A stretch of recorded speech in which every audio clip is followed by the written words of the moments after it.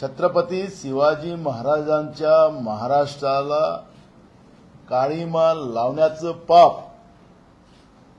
भाजप प्रणित जे महाराष्ट्रातलं एकनाथ शिंदे फडणवीस अजित पवारांचं जे सरकार आहे, येड्याचं सरकार आहे, या सरकारने महाराष्ट्राची प्रतिमा मलिन केली। सरकार आपल्या दारी असं सांगून गुंडांना सोबत घेऊन आता या राज्याच्या लोकांना गोळ्या मारण्याचं पाप हे सरकार करते आहे। पक्ष चोरणं, आमदार चोरणं, खासदार चोरणं हे सगळं या सत्तेच्या भरोश्यावर या लोकांचं चाललेलं आहे। पण सत्तेचा अर्थ डाका आणि चोऱ्या करणं नसते। सत्तेचा अर्थ हा जनतेला सुरक्षितता देणं, सगळ्यांना समान न्याय देणं हा सत्तेचा अर्थ असतो। पण भाजपने सत्तेचा जो दुरुपयोग केलेला आहे त्या दुरुपयोगाचा आम्ही निषेध करतो आणि जे सातत्यानं आमदार असतील त्यांचे गोळ्या मारतात आहे पोलीस स्टेशनमध्ये। कालची घटना तर अजून भयावह आहे।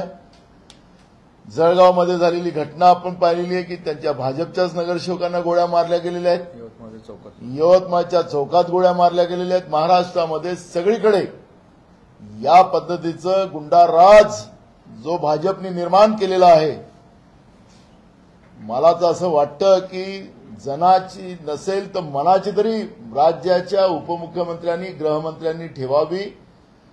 ते लोकांच्या मृत्यूंना, त्यांच्या अकार्यक्षमतेला ते लोकांना सांगतात की कुत्रा गाडीच्या खाली आला आणि मेला तरी ते गृह खात्याची जबाबदारी आहे। या पद्धतीचं टोलवाटोलवी करण्याचा अधिकार तुम्हाला दिलेला नाही।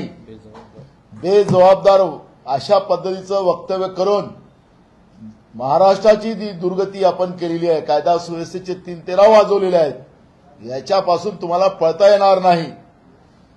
जनाची नसेल तर मनाची असेल तर तातडीनं राजीनामा द्यावा आणि आम्ही तर उद्या माननीय राज्यपाल महोदयांना भेटू आणि सांगू की तातडीनं महाराष्ट्रामध्ये राष्ट्रपती राजवट लागू केली पाहिजे, हे सरकार बरखास्त केलं पाहिजे।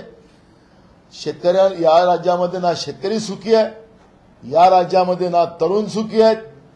महागाई इतकी मोठ्या प्रमाणात वाढवून ठेवलेली आहे आणि या पद्धतीचं जे वातावरण आज महाराष्ट्रामध्ये, शाहू फुले आंबेडकरांच्या महाराष्ट्रामध्ये महिला सुरक्षित नाही, या राज्यामध्ये कोणी सुरक्षित नाही, अशी जी परिस्थिती झालेली आहे।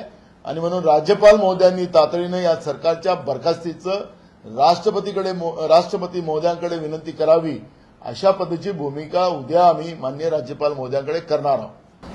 एक दुसरा महत्वाचा मुद्दा आहे की ज्या पद्धतीनं त्याने सुद्धा स्वतः आत्महत्या केली, ही कुठे राजकीय कल किंवा वैमनस्य दिसतंय का? कारण वेगवेगळ्या नेत्यांवर त्याचे फोटो आहेत। आपल्याला पाहायला मिळत असेल की राज्यातला IPS असेल की IAS असेल, या प्रशासकीय व्यवस्थेमध्ये जी दहशत आहे, या सरकारचा जो गुंडाराजाचा प्रभाव आहे, आपण पाहिलं की राज्याच्या मुख्यमंत्र्यांच्या बरोबर तडीपार गुंड त्यांच्याबरोबर फिरताना आपण पाहतोय आणि ज्यावेळेस राज्यकर्त्यांच्या बरोबर तडीपार गुंड फिरताना आपण पाहतोय, कसब्याच्या निवडणुकीमध्ये तर यांनी त्यांचा सर्रास वापर केला।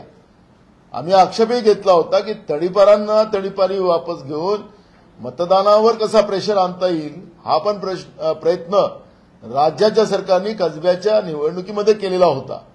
पण कसब्याच्या सुजाण जनतेने या सरकारला त्याची जागा दाखवली। आमच्या रवी धंगेकरला त्या ठिकाणी बहुमताने निवडून आणलं, त्याचे पण फोटो त्या काळामध्ये व्हायरल झाले। गुंडाराज आणि गुंड्यांचं सरकार आहे का, ही परिस्थिती आज निर्माण झालेली आहे।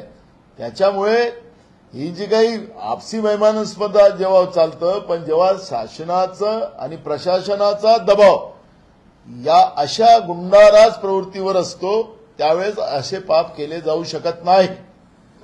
हे सरकार आणि प्रशासनाला एक प्रकारचा हा चॅलेंज आहे। ज्या पद्धतीनं राज्यामध्ये आता धाकच गुंडांमध्ये राहिलेला नाही। मी नागपूरच्या अधिवेशनामध्ये सांगितलं होतं की अवैध हत्यारं मोठ्या प्रमाणात नागपूर शहरामध्ये, ज्या राज्यामध्ये गृहमंत्री आहे, सगळ्यात जास्त अवैध हत्यारं नागपूरमध्ये आहे। हा विभागाचा रिपोर्ट आहे। 2 नंबरमध्ये ठाणे आहे, 3 नंबरमध्ये मुंबई येतो आणि 4 नंबरमध्ये पुणे येतात आणि महाराष्ट्राच्या या प्रमुख शहरामध्ये या पद्धतीचा अवैध हत्यारं बाळगणं आणि आता तर एकनाथ शिंदे मुख्यमंत्री झाल्यानंतर आपल्या खिरापतीसारख्या लोकांना बंदुकीच्या लायसनी दिले जातात आहेत. म्हणजे अखेरी सरकार काय या राज्यामध्ये गुंडाराजची निर्मिती करून या महाराष्ट्राच्या प्रतिमेलाच आणि छत्रपती शिवाजी महाराजांच्या विचाराला संपुष्टात आणण्याचं पाप जे करतात आहेत महाराष्ट्राची जनता यांना माफ करणार. संजय राऊत यांनी सुद्धा म्हटलं की केवळ गृहमंत्री असतील किंवा मुख्यमंत्री असतील यांच्यावरती कारवाई व्हायला पाहिजे आणि हे सर्व यश अपयश जे आहे ते नरेंद्र मोदी आणि अमित शहांचं आहे. बिलकुल आहे की जे काही केंद्र सरकार गेल्या 10 वर्षामध्ये सामान्य जनतेला लुटून मुठभर उद्योगपतींना मोठं करून ज्या पद्धतीनं वागते आहे, जनतेच्या पैशाची उधळपट्टी ज्या पद्धतीने चाललेली आहे आणि पैशाच्या आणि केंद्रीय तपास यंत्रणेच्या माध्यमातून जो दुरुपयोग केला जातो आहे तेही आपण पाहतोय. त्याचा असर पूर्ण राज्यात येत आहे. म्हणजे आसामचे मुख्यमंत्री सांगत असतील की या मागास समाजाचा जन्म आमच्या उच्चवर्णीयांची सेवा करण्यासाठी झालेला आहे, असं जेव्हा एका राज्याचा मुख्यमंत्री म्हणत असेल आणि त्यावेळेस आमचे राष्ट्रीय अध्यक्ष मल्लिकार्जुन खरगेजी राज्यसभेमध्ये म्हणत असतील की त्या मुख्यमंत्र्यावर तातडीनं कारवाई केली पाहिजे, त्यांनी संविधानाचं उल्लंघन केलं, त्यावेळेस देशाचे प्रधानमंत्री तिथं हसतात आहेत. याचा अर्थ काय समजला पाहिजे की या व्यवस्थेला भाजपच्या मानसिकतेची ओळख प्रधानमंत्र्यांच्या हसण्यातून त्या ठिकाणी स्पष्ट होते की या देशामध्ये आता बहुजनांना जगण्याचा अधिकार नाही, मुठभर लोकांना जगण्याचा अधिकार आहे. हाच त्याचा संदेश देण्याचं काम त्या ठिकाणी झालेलं आहे.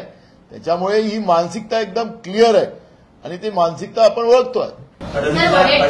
एक मोठा आरोप केलेला आहे घोसाळकर हत्ये प्रकरणी की यामध्ये सत्ताधारी पक्षाचा पूर्वनियोजित गट आहे, सत्ताधारी पक्षाचा महिला किंवा पुरुष प्रवक्ता यांचा हात या गटामागे आहे असा स्पष्ट आरोप ते करतात.